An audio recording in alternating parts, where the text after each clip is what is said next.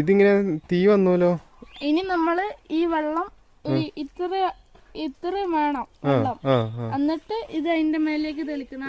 ഇത് ഈ തീ കത്തുന്ന ഈ മെഴുകുതിരിന്റെ ഉള്ളിലേക്ക് നമ്മള് വെള്ളം ഇങ്ങനെ ഒഴിക്കണം അല്ലേ? അതാകുമ്പോ ആളി കത്തുകയുള്ളൂ. അപ്പൊ ആളി കത്തുന്ന ആണോ? അപ്പൊ ഞാൻ സേഫ് ആണോ? എനിക്ക് കുഴപ്പമൊന്നുമില്ലല്ലോ. കുഴപ്പമൊന്നും ഉണ്ടാവൂല. ഇച്ചിരി മാറ്റി വെച്ചാ മാറിക്കോ. മാറി 3, 2, 1 സ്റ്റാർട്ട്. ഇത് കൊള്ളാലോ. കൂടെ വയ്ക്കട്ടെ.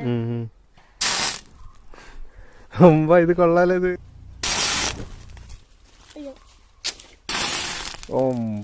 ഇത് കുട്ടികളാരും അനുകരിക്കരുത്. മാമനുള്ളതോടുകൂടിയാണ് നമ്മൾ ഇത് ചെയ്തേക്കുന്നത്. പിന്നെ ഇത് എന്തിന്റെ ഫലമായിട്ടാണ് വരുന്നതെന്ന് വെച്ച് കഴിഞ്ഞാൽ മെഴുക് ഉരുകിയിട്ട് മെഴുക് തീ വരുമ്പോൾ അതിലേക്ക് ഡയറക്റ്റ് വെള്ളം ഒഴിക്കുമ്പോൾ അത്